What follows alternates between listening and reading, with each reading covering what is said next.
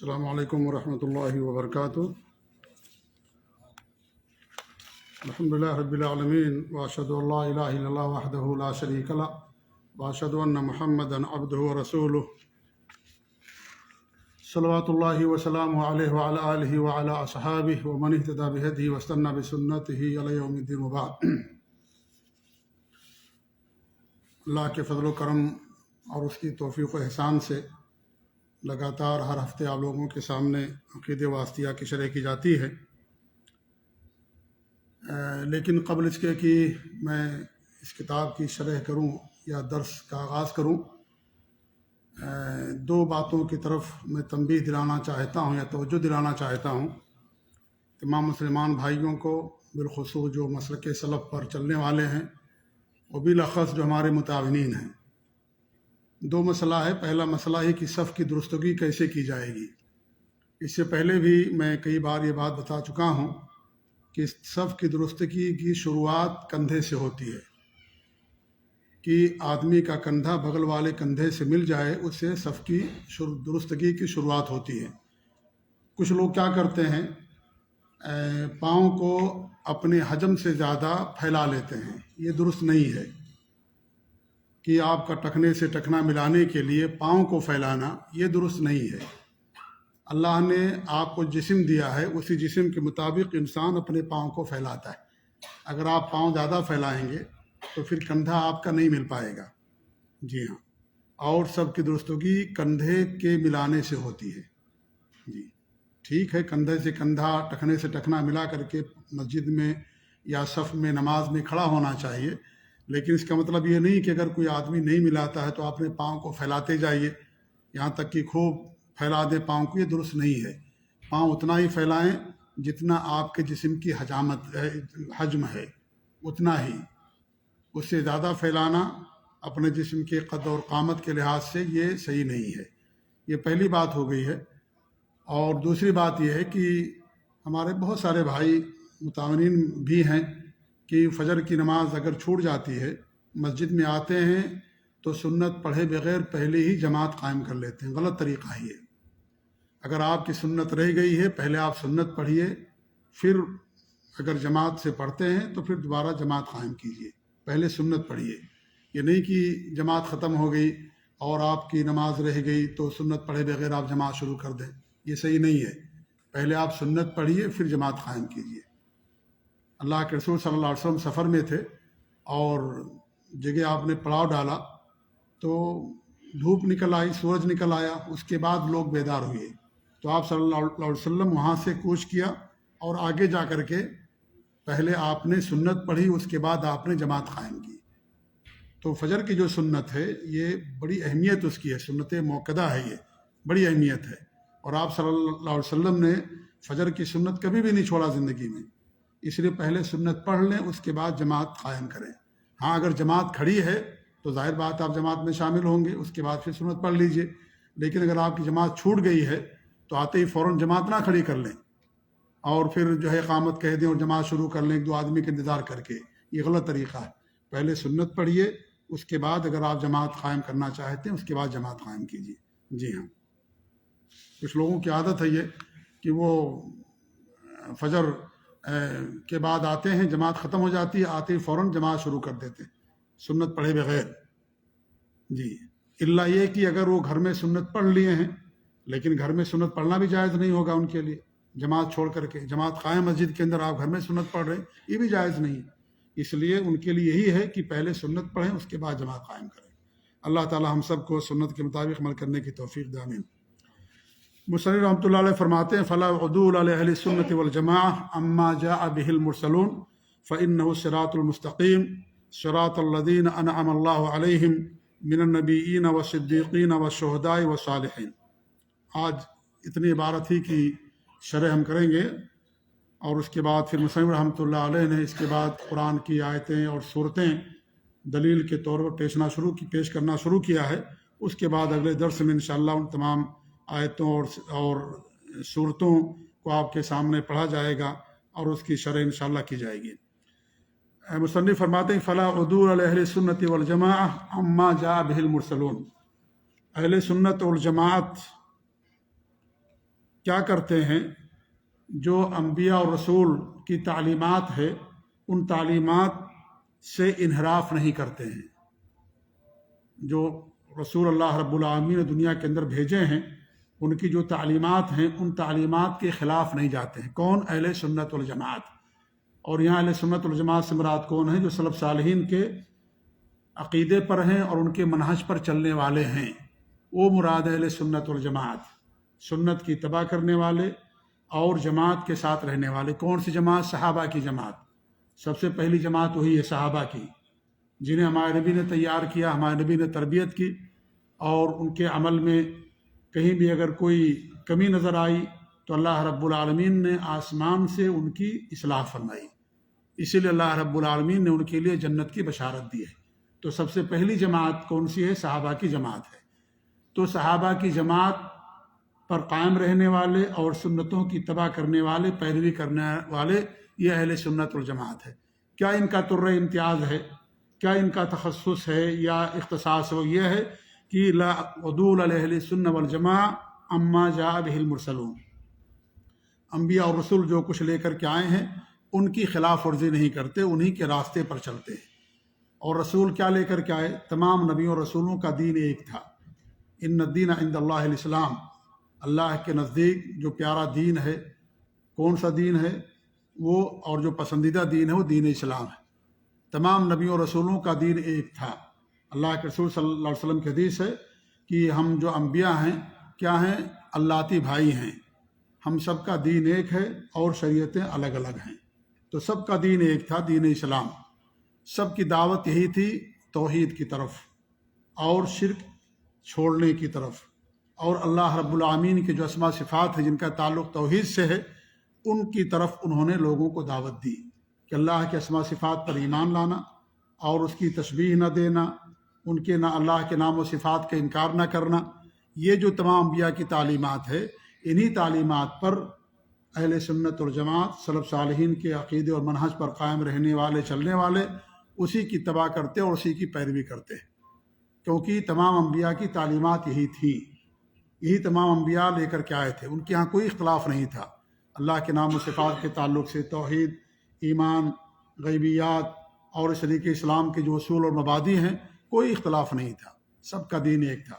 ہاں مسائل میں، شریعت میں، طور طریقے میں کچھ اختلاف تھا، اور ہر زمانے کے لحاظ سے اللہ رب العالمین ان کو چیز دی، لیکن جو اصل دین ہے، اصول اور اس طریقے سے غیبیات اور ایمان اور اللہ رب العالمین کے تعلق سے جو ہمارا ایمان ہونا چاہیے، ان میں کسی کے ہاں کوئی اختلاف نہیں تھا۔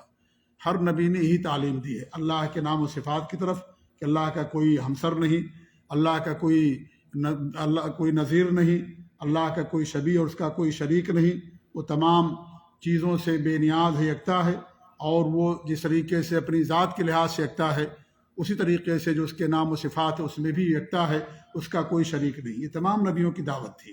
لہذا سلف صالحین کے نہج پر چلنے والے، قائم رہنے والے، رسولوں کی جو تعلیمات ہے ان تعلیمات سے ذرہ برابر انحراف نہیں کرتے، انہی پر قائم ہیں۔ پھر آگے کیا بات ہے؟ فَإِنَّهُ الصِّرَاطُ الْمُسْتَقِيمُ، کیونکہ یہی صراط مستقیم ہے، یہی سیدھا راستہ ہے، یہی اللہ رب العالمین کی رسی ہے، جس رسی کو مضبوطی کے ساتھ تھامنے کا اللہ رب العالمین اور اس کے نبی نے حکم دیا ہے۔ لہذا یہ صراط مستقیم ہے، اسی صراط مستقیم پر چل کر کے آپ جنت کے حقدار ہو سکتے ہیں، کیونکہ صراط مستقیم کا ایک سرا دنیا کے اندر ہے اور اس کا آخری سرا جہاں ختم ہوتا ہے راستہ، وہ جنت پر جا کر کے ختم ہوتا ہے۔ جب آپ یہاں رہیں گے دنیا میں صراط مستقیم پر، تب آخرت میں بھی صراط پر پار کر پائیں گے اور پھر جنت کے حقدار بنیں گے۔ تو یہی صراط مستقیم ہے جس کی دعوت انبیاء نے دی اور جس پر اہل سنت والجماعت والے جس پر قائم رہتے ہیں۔ اس کو اللہ کا راستہ کیوں کہا جاتا ہے؟ اس لیے کہا جاتا ہے کہ اللہ ہی نے یہ راستہ بنایا ہے، یہ صراط مستقیم اللہ نے بنایا ہے، ہم نے اور آپ نے نہیں بنایا ہے۔ یہ اللہ تعالیٰ کا دین ہے، جو دین اللہ رب العالمین نے دنیا کے اندر بھیجا۔ اور دوسری بات یہ ہے کہ یہ راستہ اللہ کی طرف پہنچاتا ہے۔ جب آپ اس راستے پر چلیں گے تو قیامت کے دن اللہ کا دیدار کریں گے، جنت کے حقدار بنیں گے۔ تو اللہ کی طرف پہنچانے والا راستہ ہے، اس لیے اس کو صراط مستقیم اور اللہ کا صراط کہا جاتا ہے۔ ایک تو کہ اللہ نے اسے بنایا، اللہ کا دین ہے یہ، دین ہماری اور آپ کی یا کسی انسان کی جاگیر نہیں ہے، یہ دین اللہ رب العالمین کا بھیجا ہوا نظام ہے، یہ اللہ کا بھیجا ہوا دین ہے، یہ دین اسلام۔ اور یہ دین جس پر ہم چلیں گے اللہ تعالیٰ تک یہ دین ہم کو پہنچانے والا ہے، اس لیے اس کو اللہ کا راستہ کہا جاتا ہے۔ اللہ فرماتا ہے قرآن مجید کے اندر وَإِنَّكَ لَتَهْدِي إِلَىٰ صِرَاطٍ مُسْتَقِيمٍ، اے نبی صلی اللہ علیہ وسلم آپ صراط مستقیم کی طرف لوگوں کی رہنمائی کرنے والے، توفیق دینے والے نہیں، کیونکہ ہدایت کا دو معنی، ایک توفیق دینا اور ایک رہنمائی کرنا۔ توفیق دینے والا صرف اور صرف اللہ رب العالمین ہے۔ اللہ کے رسول صلی اللہ علیہ وسلم کی خواہش تھی کہ ان کے چچا اسلام لے آئیں، نہیں اسلام قبول کیا انہوں نے۔ جی، حضرت نوح علیہ السلام کی خواہش تھی کہ ان کی بیوی اسلام قبول کر لیں، ان کا بیٹا اسلام قبول کر لیں، نہیں کیا۔ لوط علیہ السلام کی خواہش تھی کہ ان کی بیوی مسلمان ہو جائے۔ ابراہیم علیہ السلام کی خواہش تھی، تمنا اور آرزو تھی کہ ان کے والد اسلام لے آئیں، توفیق مل جائے دین اسلام کی، لیکن نہیں ملی، کیونکہ توفیق دینے والا اللہ تعالیٰ۔ انبیاء کا کام کیا تھا؟ لوگوں کو صحیح راستے کی طرف بلانا، رہنمائی کرنا، راستہ دکھا دینا، اس پر چلنے کی توفیق دینے کا کام اللہ رب العالمین کا ہے۔ تو یہاں اللہ فرماتا وَإِنَّكَ لَتَهْدِي إِلَىٰ صِرَاطٍ مُسْتَقِيمٍ، اے نبی صلی اللہ علیہ وسلم آپ صراط مستقیم کی طرف لوگوں کی ہدایت کرنے والے، رہنمائی کرنے والے، راستہ دکھانے والے، توفیق دینے والا صرف اور صرف اللہ رب العالمین ہے۔ پھر اللہ نے کیا فرمایا؟ صراط اللہ الذی لہ ما فی السماوات و ما فی الارض، اس اللہ کی راہ جس کے لیے جو کچھ ہے زمین و آسمان میں وہ اللہ ہی کے لیے ہیں، اللہ ہی ان تمام چیزوں کا مالک ہے۔ الا الی اللہ تصیر الامور، اللہ ہی کی طرف سارے امور پلٹ کر کے جانے والے، اللہ ہی کا حکم چلتا ہے، سب اللہ کی طرف پلٹ کر کے جانے والے ہیں۔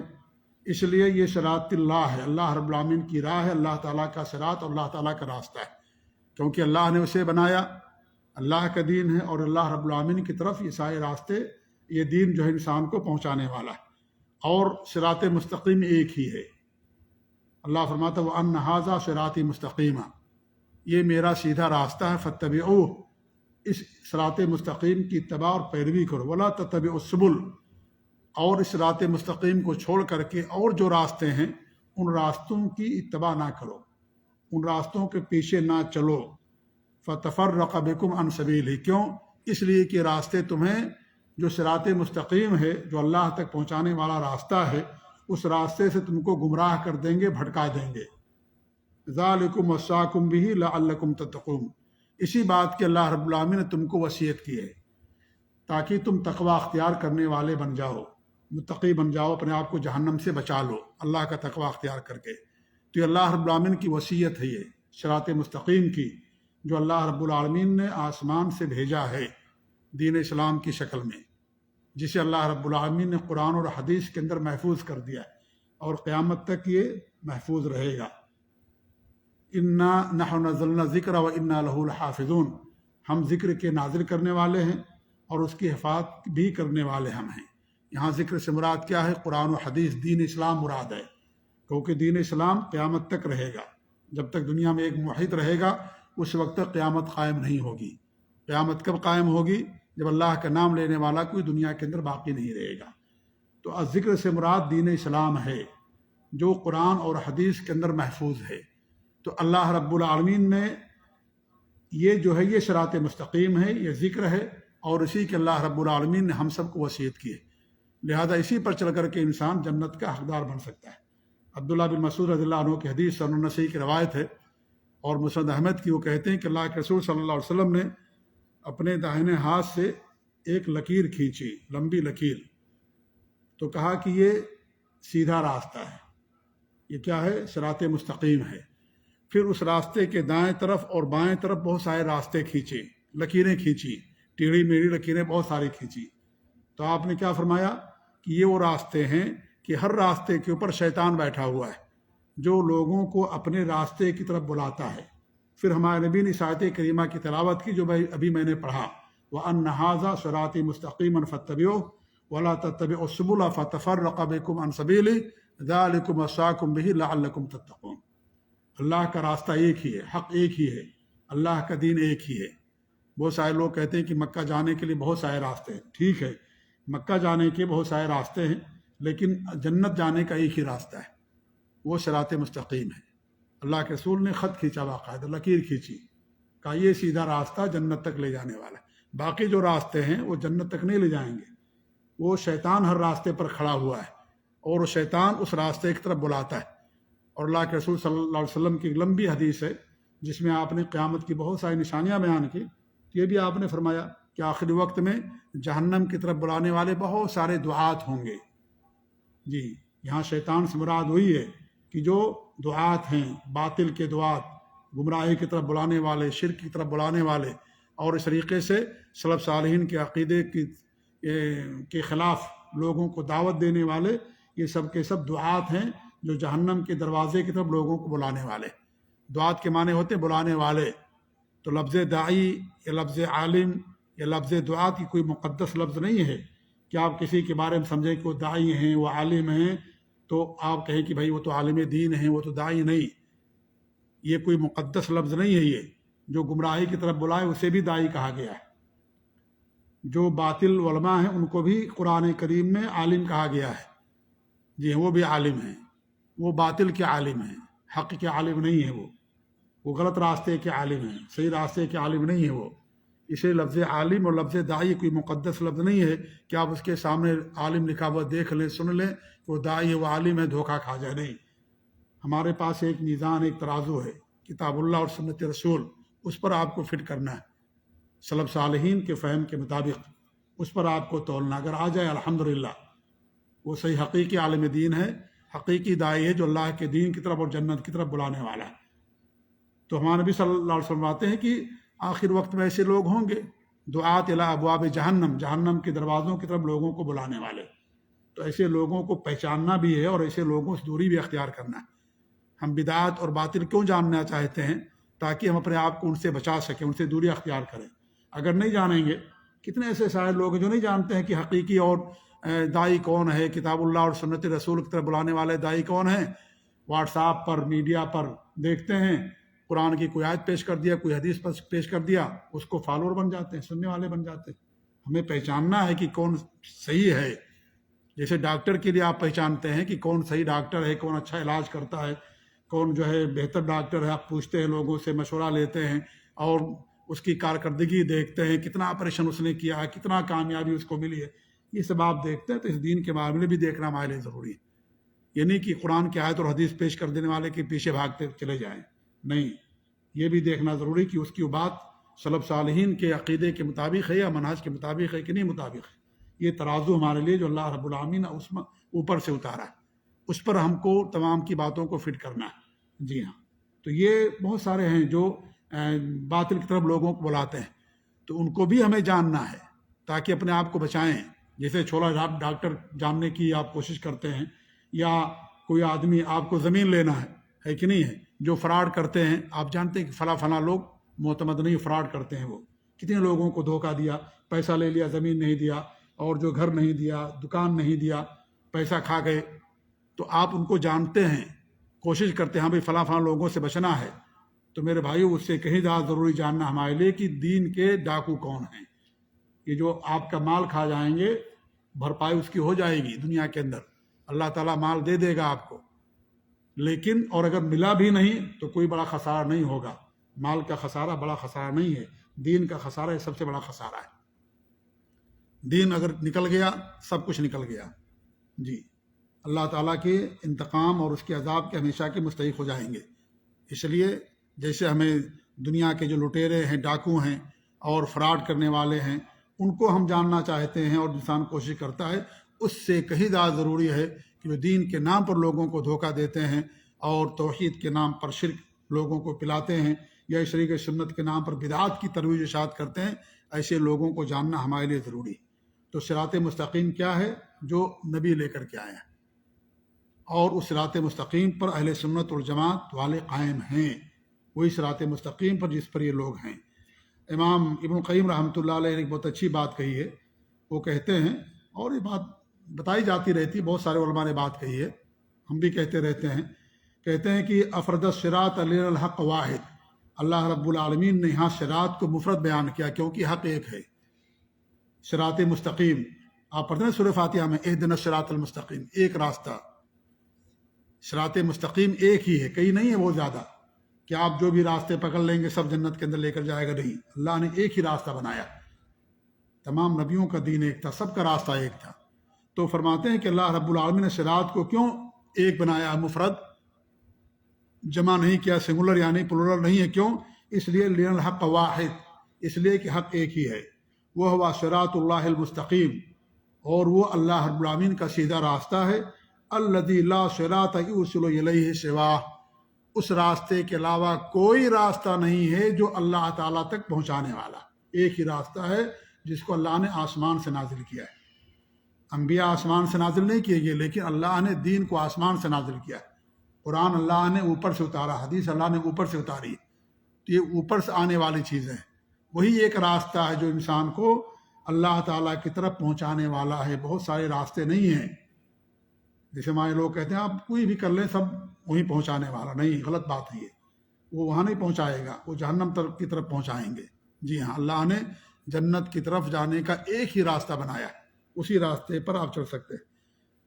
کوئی گاؤں ہے مان لیجیے، کوئی شہر ہے یا کوئی علاقہ ہے، وہاں جانے کے لیے اگر ایک ہی راستہ ہے تو آپ اس پر جائیں گے تبھی اس گاؤں اور علاقے تک پہنچیں گے، ٹھیک ہے؟ ورنہ اگر اس پر نہیں جائیں گے تو آپ وہاں نہیں پہنچ پائیں گے، بھٹک جائیں گے راستے سے۔ تو اللہ نے جنت تک لے جانے والا صرف ایک راستہ بنایا، وہ ہوا عبادت اللہ بما شرع علی لسان رسول محمد صلی اللہ علیہ وسلم۔ کہتے ہیں کہ اللہ رب العالمین کی بات کرنا اس طریقے پر جو طریقہ اللہ رب العالمین نے اپنے نبی پر نازل فرمایا، اس طریقے پر کرنا اللہ رب العالمین کی عبادت۔ وَهَذَا بِخِلَافِ طُرْقِ الْبَاطِلِ، اور یہ جو باطل کے راستے ہیں اس کے خلاف ہے، فَإِنَّهَا مُتَعَدِّدَةٌ وَمُتَشَعَّبَةٌ، کیونکہ جو باطل کے راستے بہت زیادہ ہیں اور اس کی بہت زیادہ شاخیں ہیں، پگڈنڈیاں ہیں، اس لیے ہمارے نبی نے کیا کھینچا، راستہ ایک سیدھا کھینچا، دائیں بائیں بہت ساری لکیریں کھینچی آپ نے۔ تو باطل کے راستے بہت ہیں لیکن حق کا راستہ ایک ہے، وَلِهَذَا يَجْمَعُهَا كَقَوْلِهِ تَعَالَى وَأَنَّ هَذَا صِرَاطِي مُسْتَقِيمًا، اس لیے کہتے ہیں کہ باطل کے راستے بہت زیادہ ہیں، اسے اللہ رب العالمین نے قرآن کی جو آیت ہم نے پڑھی اس میں سبل جمع استعمال کیا ہے، سبل مانے راستے بہت زیادہ، اور سبیل مانے ایک راستہ، صراط مانے ایک راستہ، تو اللہ رب العالمین نے صراط مستقیم کہا ہے اور باطل کے لیے سبل کا لفظ استعمال کیا، سبل مانے بہت سارے راستے ہوتے ہیں، تو یہ صراط مستقیم ہے جو جس پر اہل سنت والجماعت کے لوگ قائم ہیں، صراط الذین انعم اللہ علیہم۔ اب اس راستے کی فضیلت کیا ہے، ایسے چلنے والوں پر اللہ رب العالمین نے انعام کیا کیا، اللہ فرماتا ہے صراط الذین انعم اللہ علیہم، مصنف فرماتے ہیں کہ اللہ یہ ان لوگوں کی راہ ہے جن پر اللہ رب العالمین نے انعام کیا ہے، اللہ کے ان پر انعامات کی بارشیں ہوئیں، اللہ نے ان پر انعامات نازل فرمائیں۔ کون لوگ ہیں؟ من النبیین، انبیاء، والصدیقین اور صدیقین، والشہداء اور شہداء، والصالحین اور نیک لوگ، ان پر اللہ رب العالمین نے انعامات نازل فرمائے۔ اللہ کے انعامات کی دو قسمیں ہیں، ایک انعامات کا تعلق جو ہے دنیا سے ہے، وہ عام، وہ اس میں وہ انعامات اللہ تعالیٰ سب کو دیتا ہے، کافر ہوں، مشرک ہوں، اللہ پر ایمان لانے والے ہوں، نہ لانے والے ہوں، ملحد ہوں، جیسے بھی ہوں، یہ اللہ تعالیٰ کا ایک عام انعام ہے، اولاد دینا، مال دینا، صحت دینا، تجارت میں کامیابی دینا، یا صحت دینا، یا آنکھیں ہیں، یا دل دماغ ہے، یہ سب کے ساتھ ہے، اس لیے مومنوں کے ساتھ خاص نہیں ہے یہ، تو یہ اللہ کا عام انعام ہے، یہ سب کے ساتھ ہے، یہ اللہ نے چیزیں سب کو دی ہیں ایک حکمت کے تحت۔ اور دوسرا انعام کیا ہے؟ جس کا تعلق دین سے ہے، ایمان سے ہے اور عمل صالح سے ہے، یہ دنیا کے انعامات سے کہیں زیادہ اہم ہے۔ دنیا بہت سارے آنکھ والے ہیں لیکن دنیا آخرت کے اندر اندھے ہوں گے، ہے کہ نہیں ہے؟ دنیا میں کتنے بہت سارے مالدار ہیں، ان کے پاس ایمان عمل صالح کی دولت نہیں ہے، آخرت میں جنت کے حقدار نہیں ہوں گے، مفلس ہوں گے وہ۔ تو اس لیے سب سے عظیم نعمت کیا ہے؟ ایمان کی نعمت ہے، عمل صالح کی نعمت ہے، عقیدے کی نعمت ہے، وہ اللہ رب العالمین کی خصوصی نعمت ہے، وہ اللہ رب العالمین کن کو دیتا ہے؟ انبیاء، صدیقین، شہداء اور صالحین کو دیتا ہے، ان لوگوں پر اللہ تعالیٰ کا انعام نازل ہوتا ہے۔ انبیاء یہ سب سے افضل لوگ ہیں، سب سے افضل لوگ جنہیں اللہ رب العالمین نبوت عطا کرتا ہے. اور نبوت یہ کسبی نہیں ہوتی ہے کہ انسان محنت کرے، ریاضت کرے، کوشش کرے تو اسے نبوت مل جائے گی. نہیں، یہ اللہ تعالیٰ کی طرف سے خاص انعام ہوتا ہے. یہ پورا کا پورا وہابی اور عطائی ہے. اللہ جس کو چاہتا ہے نبوت سے سرفراز کرتا ہے. ایسا نہیں کہ آپ محنت کوشش کریں تو ان کو بھی نبوت مل جائے گی. نہیں، وہ جھوٹے ہیں اور وہ مکار اور دجال اور جہنمی ملعون اور فریبی لوگ ہیں جو نبوت کا دعویٰ کرتے ہیں. اسی اللہ رب العالمین نے آپ پر نبوت کا دروازہ بند کر دیا ہے. تو نبی جو ہیں یہ سب سے افضل لوگ ہیں اس دنیا کے اندر، اس دھرتی پر اور اس آسمان کے نیچے. سب سے افضل لوگ کون ہیں دنیا کے اندر کائنات میں؟ انبیاء کرام ہیں. اسے اللہ رب العالمین نے سب سے پہلے ان کو بیان کیا. اس کے بعد صدیقین. صدیقین کون ہیں؟ جو اللہ اور اس کے رسول پر صدق دل سے ایمان رکھتے ہیں، ان کو صدیقین کہا جاتا ہے. اللہ رب العالمین نے فرمایا قرآن مجید کے اندر کہ والذین آمنوا باللہ ورسلہ، جو اللہ پر ایمان رکھتے ہیں اور اس کے رسولوں پر ایمان رکھتے ہیں، کیا ہیں وہ؟ اولئک هم الصدیقون، یہ صدیقین لوگ ہیں. والشہداء، اور شہداء ہیں یہ. عند ربہم لہم اجرہم ونورہم، ان کے رب کے پاس ان کا اجر ہے اور ان کے لیے روشنی ہے قیامت کے دن. قیامت تاریکی ہی تاریکی ہوگی. روشنی کس کے پاس ہوگی؟ جن کے پاس ایمان ہوگا، عقیدہ ہوگا، عمل صالح ہوگا، ان کے پاس روشنی ہوگی. باقی لوگوں کے پاس روشنی نہیں ہوگی. تو اللہ رب العالمین نے کیا فرمایا؟ جو اللہ پر اس کے رسولوں پر ایمان رکھتے ہیں وہی صدیقین ہیں. تمام رسولوں پر ایمان لانا ضروری ہے. کسی بھی رسول کا انکار کرنا تمام رسولوں کا انکار ہوتا ہے. تو صدیقین یہ بہت اونچا مقام اور مرتبہ ہے. صدیقین اپنے عقیدے میں سچے ہیں، اپنے اعمال میں سچے ہیں، اپنے گفتار میں سچے ہیں، تمام چیزوں میں سچے ہیں. اس لیے ان کو صدیقین کہا جاتا ہے. اور اس امت کے سب سے بڑے صدیق کون ہیں؟ ابو بکر صدیق رضی اللہ تعالی عنہ. حضرت عائشہ رضی اللہ تعالی عنہ کو صدیق کائنات کہا جاتا ہے.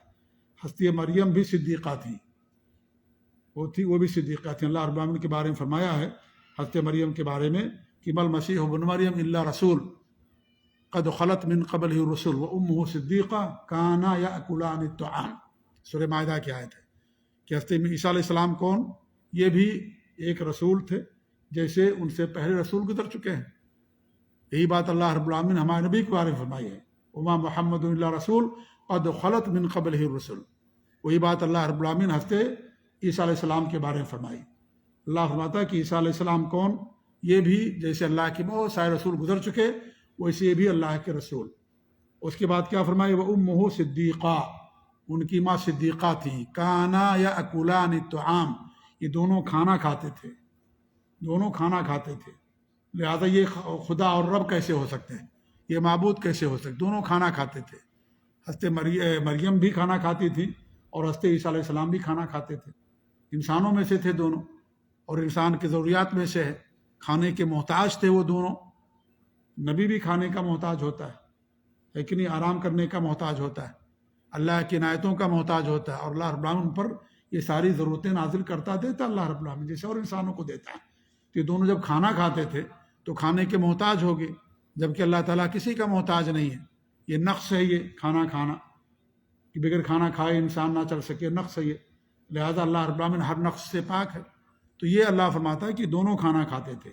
تو محل شاہد یہاں پر یہ بتانا کہ حضرت مریم بھی صدیقہ، جو بھی اللہ پر یقین کے ساتھ، سچائی کے ساتھ، عقیدہ سچ، ایمان سچ، عمل سچ، زبان سچ، تمام سچائیاں جن کے ساتھ جمع ہو جاتی ہیں ان کو صدیقین کہا جاتا ہے.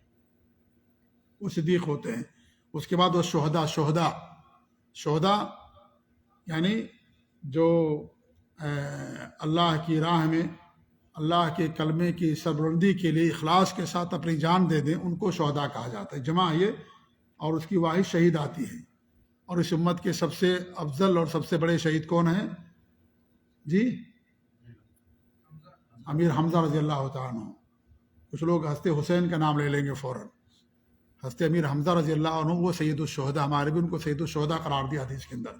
تمام شہیدوں کے سردار کون ہیں؟ حضرت امیر حمزہ رضی اللہ تعالیٰ عنہ ہیں. جی ہاں، وہ سید الشہداء ہیں.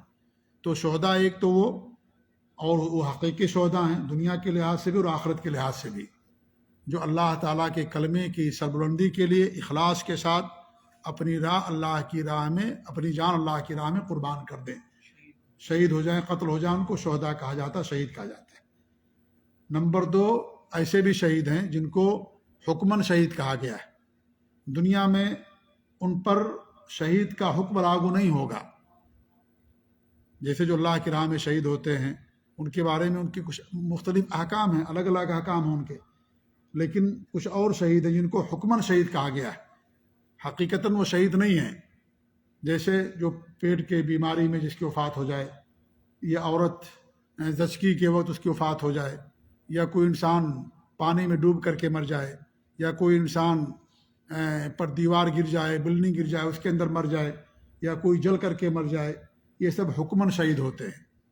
کیا ہیں وہ؟ حکماً شہید ہوتے ہیں۔ حکم مطلب یہ ہے کہ ان کی جنازے کی نماز پڑھی جائے گی، ان کو غسل دیا جائے گا، ہے کہ نہیں ہے، یہ ساری چیزیں ہوں گی۔ لیکن جو عام جو دیگر شہید ہوتے ہیں ان کو جو ہے اسی کپڑے کے اندر دفن کیا جاتا ہے، اور ان کو جو ہے غسل نہیں دیا جاتا ہے، اور اسی جگہ جہاں شہید ہوتے ہیں ان کو دفن کر دیا جاتا ہے، اس لیے ان کو حکماً شہید کہا گیا، ورنہ حقیقتاً وہ شہید نہیں ہے، ٹھیک ہے، حکماً یہ شہید ہیں جی۔ لیکن یہ وہ لوگ جو عقیدے توحید پر ہوں، یعنی کوئی آدمی چوری کر رہا، بلڈنگ گر گئی، وہ بھی شہید ہو گیا، لیکن ایسا نہیں ہے یہ جی۔ اس لیے اسلام میں بار بار یہ کہتا ہوں کہ دین ایک حدیث کا نام نہیں ہے جی ہاں۔ کوئی جو ہے شراب پی رہا تھا اور زلزلہ آ گیا، پورا ہوٹل گر گیا، اور کہے کہ بھائی وہ تو گر کر کے اور کیا نام بلڈنگ گری اس کے اندر مر گیا، نعوذ باللہ، وہ سب شہید نہیں ہوں گے۔ شہید جو تقویٰ پر قائم ہو، توحید پر قائم ہو، سلف صالحین کے راستے پر قائم ہو۔ چوری کرنے گیا تھا، پکڑا جا رہا تھا، بلڈنگ سے کود گیا، مر گیا، کہیں گے وہ تو شہید ہو گیا، نعوذ باللہ من ذالک، نہیں۔ جو دین توحید پر قائم ہو، شرک سے بچنے والا، اور سلف صالحین کے عقیدے اور منہج پر ہو، اس کو کہا جائے گا، ہے کہ نہیں ہے جی ہاں۔ تو یہ شہید، ان کو بھی شہید کہا گیا ہے۔ اور ایک شہید وہ ہوتا ہے دنیا کے لحاظ سے، آخرت میں شہید نہیں ہوگا۔ وہ کون ہوگا؟ جو ریاکاری کے طور پر لڑائی کرے، تعصب اس کے اندر ہو، اپنے وطن کے لیے ہو، حمیت ہو اس کے اندر، ہے کہ نہیں ہے، تو ان کو اگرچہ وہ مارے جائیں میدان میں تو ان کو شہید تو کہا جائے گا دنیا کے لحاظ سے، لیکن آخرت کے لحاظ سے شہید نہیں ہوں گے وہ، کیونکہ اخلاص نہیں تھا ان کے پاس۔ انہوں نے کیا کیا؟ جاہلیت کے لیے لڑی، اور جو ہے اپنے وطن کے لیے انہوں نے لڑائی کیا، سمجھ لیجئے جی۔ وہ وطن جو غیر مسلم وطن ہو، اور اس طریقے سے اس کے لیے لڑائی کرے، یا اس طریقے سے عصبیت اس کے اندر ہو، اور جاہلیت کی پکارے وہ، اور ریاکاری اس کے اندر، اخلاص نہ ہو، تو یہ جو ہے اگرچہ دنیا کے لحاظ سے ان کو شہید کہا جائے گا، لیکن آخرت میں اللہ تعالیٰ کے یہاں شہید نہیں ہوں گے۔ جیسے منافق ہے جی، منافق کو دنیا میں کیا کہتے ہیں؟ ہاں، مسلمان کہیں گے، اللہ کے یہاں مسلمان نہیں ہے، وہ کلمہ پڑھتا ہے اس لیے مسلمان ہے، لیکن دنیا کے لحاظ سے مسلمان، آخرت میں مسلمان نہیں ہوگا وہ، اس لیے وہ جہنم کے اندر جائے گا۔ وہی معاملہ ان لوگوں کا بھی ہے جو مخلص نہیں ہے، اخلاص نہیں، ریاکاری ہے، اور اس طریقے سے وہ عصبیت کے طور پر جنگ کرتے ہیں تاکہ ان کو مالدار کے بہادر کہا جائے، ہے نا، حدیث آتی ہے کہ ایک 3 آدمی لائے جائیں گے، ایک عالم ہوگا، اور ایک مجاہد ہوگا، اور ایک مالدار ہوگا، ہے کہ نہیں ہے۔ اس نے بھی جہاد کیا اللہ کی راہ میں، مارا بھی گیا وہ، لیکن اس کا مقصد یہ تھا کہ دنیا والے اسے پہلوان کہیں، بہادر کہیں، کمانڈر کہیں، کہا گیا دنیا کے اندر، تو اس کو اللہ رب العالمین جہنم میں داخل کرنے کا حکم دے دے گا۔ تو یہ دنیا کے لحاظ سے تو کہہ سکتے ہیں، جیسے دنیا میں کے لحاظ سے منافقوں کو مسلمان کہا گیا، اس لیے ہمارے نبی نے ان کو قتل نہیں کیا، حالانکہ ہمارے نبی سب کے نام جانتے تھے کہ کون کون منافق ہیں، لیکن پھر بھی ہمارے نبی نے کسی کو قتل نہیں کیا، کیونکہ دنیا میں ان پر دنیا کا حکم چلے گا، دنیا کے لحاظ سے مسلمان ہیں، اور آخرت کے لحاظ سے جہنم کے سب سے نچلے طبقے کے اندر رہیں گے۔ تو اللہ رب العالمین نے ایسے لوگوں پر انعام کیا ہے۔ یہاں علماء نے بیان کیا ہے کہ ہاں اس بات کی طرف اشارہ ہے کہ اے صراط مستقیم پر چلنے والے، اگر تم اکیلے اور تنہا بھی ہو تو کبھی گھبرانا نہیں، کبھی خوف مت کھانا، کیونکہ اس راستے پر انبیاء چلے ہیں، اس راستے تمہارے رفیق سفر صدیقین ہیں، شہداء ہیں، لہذا کبھی گھبرانا نہیں، اگرچہ تم اکیلے ہی کیوں نہ ہو۔ یہ نہ دیکھنا کہ بہت زیادہ لوگ دوسرے راستے پر ہیں، ان سے دھوکہ مت کھانا، اور صحیح راستے پر چلنے والے کم ہیں، ان سے وحشت میں نہ آنا، ان سے خوف نہ کھانا کہ بھئی کیا ہوگا ہمارا، نہیں، یہ انبیاء کا راستہ ہے، اس پر انبیاء چلے ہیں، صدیقین کا راستہ ہے، شہداء کا راستہ ہے، لہذا وہ تمہارے رفیق سفر ہیں۔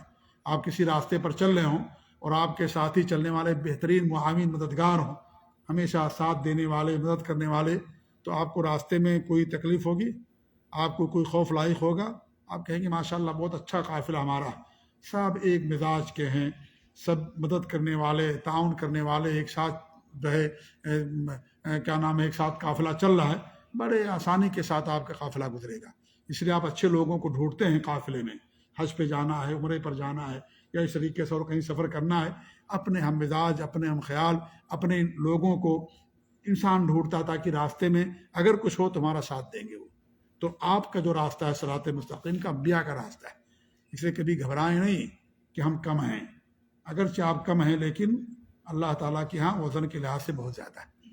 جی، تو اللہ فرماتا ہے کہ ان لوگوں پر اللہ کا انعام ہوا ہے، یہ صراط مستقیم پر چلنے والے لوگ تھے، وہ صالحین، چوتھے وہ لوگ ہیں جو صالحین، نیک لوگ، انبیاء بھی صالحین ہیں، صدیقین بھی صالحین، شہداء بھی صالحین، لیکن یہاں مراد وہ لوگ ہیں جو اللہ کے حقوق اور بندوں کے حقوق ادا کرتے ہیں، ان کے علاوہ جو لوگ ہیں وہ صالحین۔